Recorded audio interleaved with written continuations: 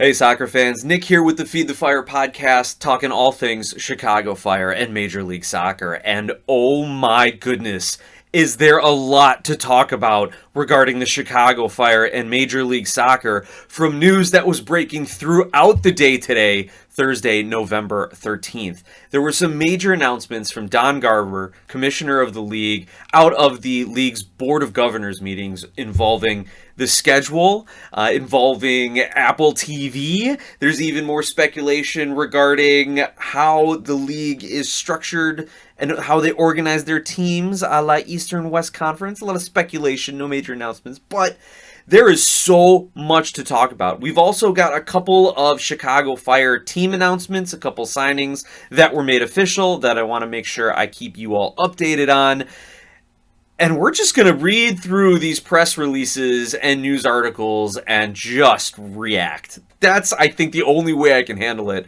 I started scrolling through Twitter after work today, and I was just bookmarking things left and right to try to remind myself to actually go back and look at them. There's so much going on. I'm going to try to fit it all into one show, but odds are we're going to have to do some sort of back-to-back episode, a couple mini series of shows for this weekend just to cover everything. So without further ado, let's dive right into the Chicago Fire announcements. As everyone kind of knew and kind of speculated, there were two players that had all but been signed to permanent deals, and it has become official. The Fire have signed midfielder Andre Franco on a permanent transfer from FC Porto. Now, this came out last Friday on the 7th, so it is a little bit of old news, but I want to get the official announcement from the club here on the record on the podcast. So it says the Chicago Fire announced the club has acquired midfielder Andre Franco on a permanent transfer from Futebol Clube de Porto of Portugal's Primeira Liga. And I totally butchered that. Primeira Liga, if you'll excuse me. It's a little late, and I should have had a little something before I started the show. Whether it's a drink or coffee, I'll leave that to your imagination. All right, Franco will occupy an international roster position with the Fire, and his contract will run through June 30th, 2028. Keep that date in mind. June 30th, 2028 ends in the summer. This is interesting, and I'm going to hint ahead that with the calendar change that the league has announced, that is affecting contracts already. So the club, maybe knowing there's going to be a schedule change with MLS, a calendar change, they already fixed his end date in anticipation of that. So his end date of his contract, June 30th, 2028. There is a club option for the remainder of 2028. Oh, look, there might not be a remainder of 2028 after June with the new calendar that was released.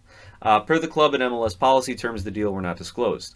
Quote, "We are thrilled to have Andre as part of the Chicago Fire on a permanent basis. His experience, character, and quality have already made a real impact on the team. We look forward to supporting him throughout his recovery." As you know, he tore an ACL, and seeing him return stronger than ever. End quote, Greg Berhalter, director of football and head coach. Franco, 27 years old, joined Chicago from Porto in August on loan and started 5 of the 6 matches in which he played. He registered 4 assists in his 6 games with Chicago, including 2 against the New England Revolution on September 6th. In his first start with the Men in Red, Franco also that was his first start with the Men in Red. He also registered assists against Minnesota United and the Columbus Crew before suffering a torn ACL in the 5-3 victory against Inter Miami. At Porto, Franco appeared in 71 matches overall, scoring 5 goals across all competitions since 2022. During his time with Porto, he helped the team win the Portuguese Cup title twice, as well as the Primeira Liga title in 2022 and 2023.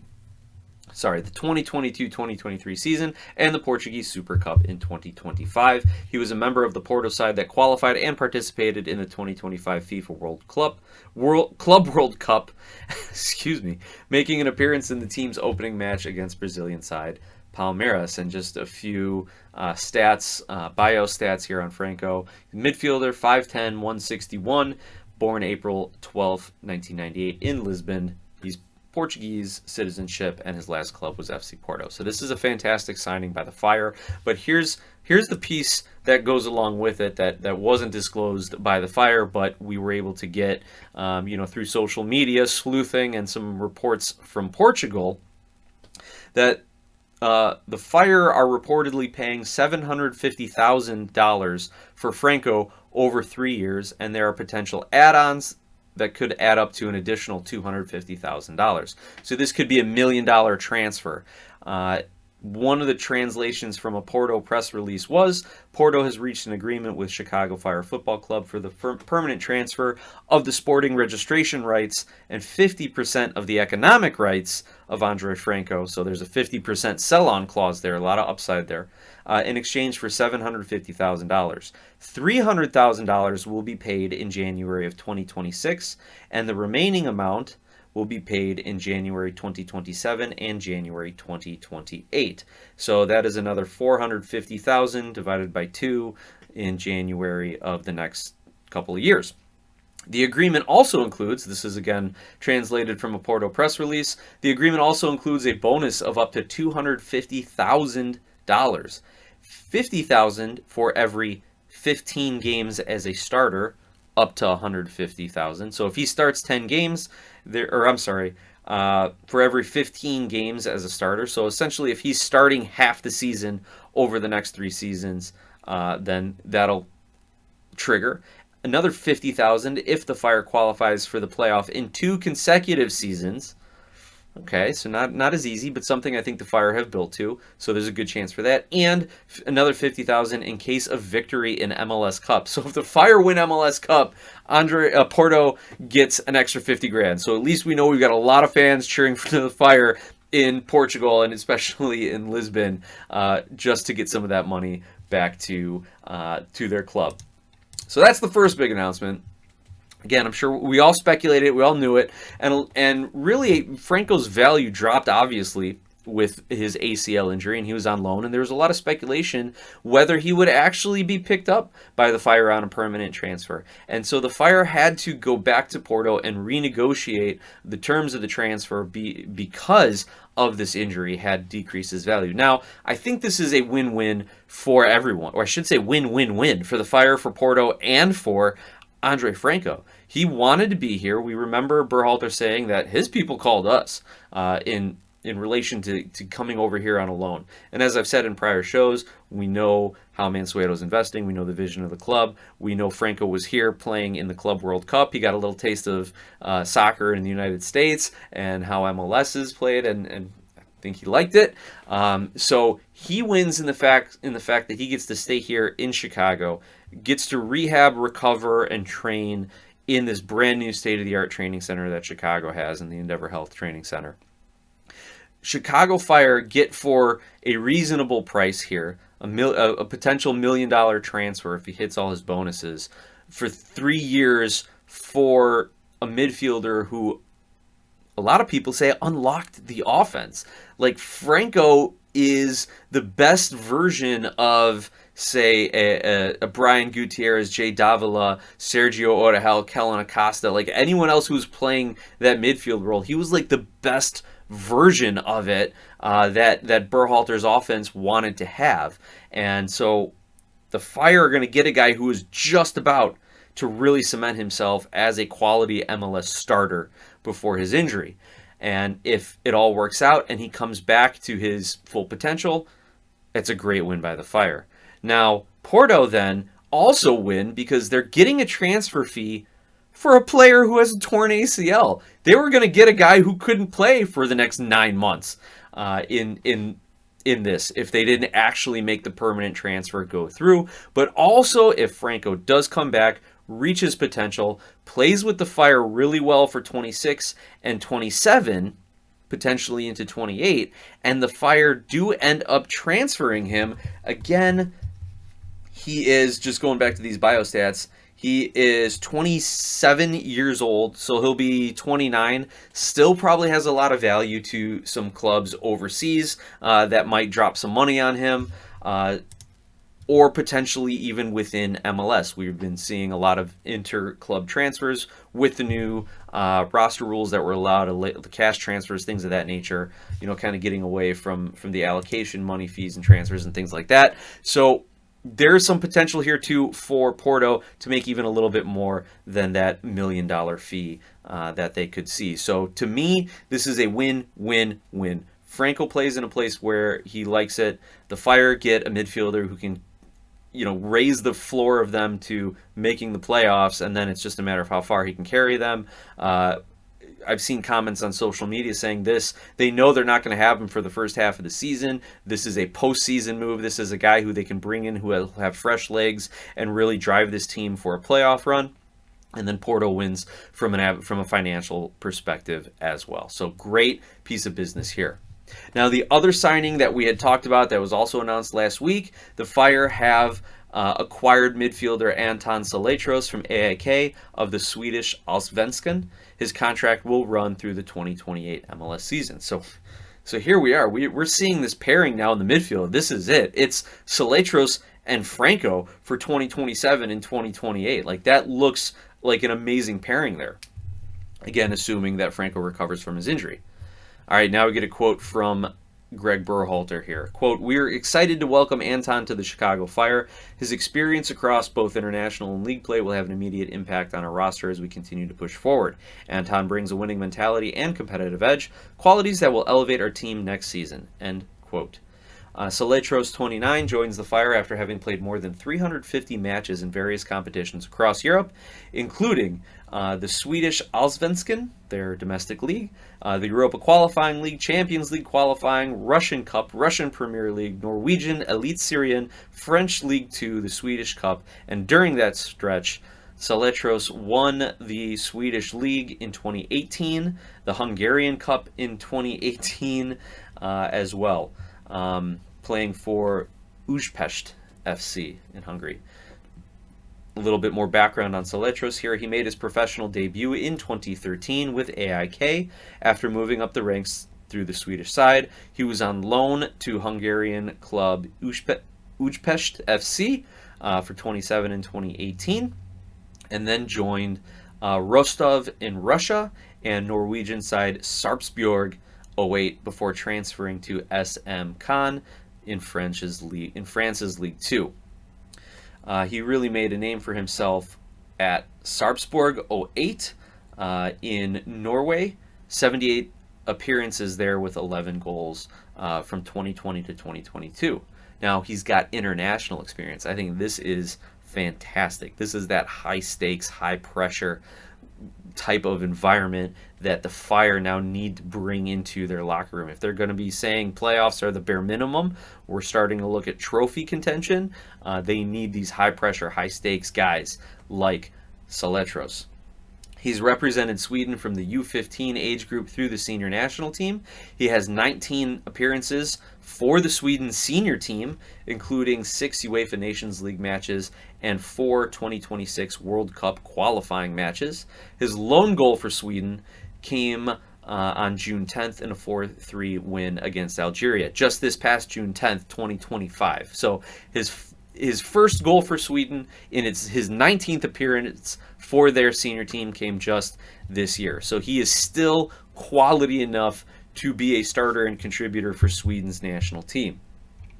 Again, some bio stats here on him. He's a midfielder, 6 foot, 161 pounds, born April 12, 1996, Stockholm, Sweden, and he does have dual citizenship in Sweden and Hungary. That's kind of funny. Andre Franco is born April 12th of 98, and Saletros born April 12th of 96. Wow, that would be one heck of a locker room birthday party next spring. April 12th. Put that in your calendars, Fire fans. We're going to have a big birthday bash for the two big Fire signings. So we'll probably talk more on Saletros as the offseason comes, as we kind of get to see him come here into Chicago and see where he's training in the offseason. But just to leave you with a little bit more about him and his style of play, he is seen by a lot of people as a classic center midfield playmaker, but according to Wikipedia, and here's what Wikipedia knows about soccer, he can be a box-to-box midfielder, a deep-lying playmaker, a wide midfielder, but mostly a central classic-style midfielder. He's known for his passing accuracy, team play, and leadership on the pitch. Very good technically. Fast and good with the ball, but I think that was earlier on his career. You don't see too many 29-year-olds, blowing by players as much here in MLS. So he has increased his physical stature. Two-way player, can get in on the attack. Again, according to some scouting reports and some articles that have been quoted on Wikipedia, but his goal scoring numbers don't bear that out at all as far as him getting up and involved in the attack. Maybe as a second assist guy or potentially an assist guy, but definitely not as a goal scorer. In fact, his club career, he only has 26 goals in 295 appearances across all competitions since getting to the senior level. However, in that time, he's also provided 33 assists. Now I'm looking over at fbref.com, and their statistics are saying 22 goals, 33 assists in 271 appearances across all league play, and that does not include any postseason, any sort of special cup, UEFA qualifying, things of that nature. So in league play in his career, 55 goal contributions in 271 matches, which include 216 starts. The other thing I wanted to check out here is his comp stats, and let's see if we can pull that up and see kind of how fbref.com compares him to other players around international soccer. Okay, so the comparison on fbref.com, again, I don't know the exact details of their formula here, but I think it is kind of comparing him his last season versus other players around the world's last season in their domestic leagues. And here's who it says he's most comparable to. He is most comparable to Carlos Baleba, the Cameroonian who plays in the Premier League for Brighton, Elliot Anderson, an Englishman who plays for Nottingham, Moises Caicedo of Chelsea, Adam Wharton of Crystal Palace, and Angelo Stiller of Stuttgart. So Saletros' 2025 season, which included 26 games, is comparable to all these players who have only played 9 to 11 games, say in the Premiership or in the Bundesliga this season. So it's not an apples to apples kind of a sample size, but statistically speaking, those are the kind of players that we can expect Saletros to be for the Chicago Fire in MLS. I'm not saying he's going to be Moises Caicedo or Elliot Anderson, and like if we lifted them up and put them in MLS, but he's going to have that kind of production that those guys are having in their respective domestic leagues. So it looks like the Chicago Fire got a good one in Saletros, and again, raising that floor at a minimum, but definitely moving the ceiling as well. One other thing in the transfer window that's generated a lot of buzz around Chicago Fire social media and fan talk has been the potential to sign a new center back. Walker Zimmerman, USMNT and now former Nashville player, is leaving Nashville this winter when his contract expires, according to sources as reported by Tom Bogert. He will be entering free agency. He's a two-time MLS Defender of the Year winner, won the U.S. Open Cup with Nashville. Obviously, he's got a relationship with Berhalter through all of his men's national team play. Do we want Walker Zimmerman here in Chicago next to, say, Joel Waterman, because Jack Elliott's future is up in the air depending on his contract negotiations or his negotiations with the club? That's right, Captain Jack's contract has expired, and we'll see if the Fire decide to re-sign him or potentially negotiate an extension. If the contract hasn't technically expired, if they put it out through December, or if they just said end of season, at that point they'll have to sign a new contract. So here's Walker Zimmerman, and I think the decision for the Chicago Fire as an organization to consider bringing him in really does have to do with Jack Elliott. Jack Elliott is let's find out his stats, because the first thing when I'm looking at these guys is I want to look at their age. I want to look at these center backs who have a number of years on them already.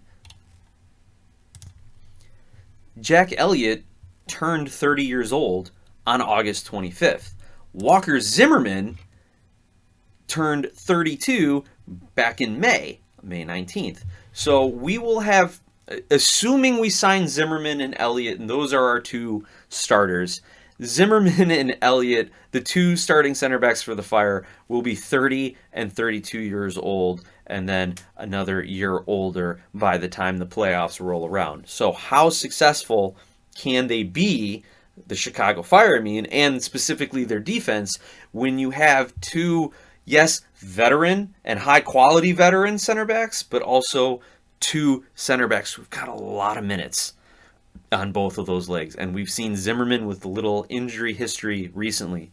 Now, we also have Joel Waterman, who the Fire picked up this season from Montreal, who is a great contributor to the Fire. He is 29 years old as well. So that's another decision that the Chicago Fire have to make, is if they are really looking at Walker Zimmerman seriously.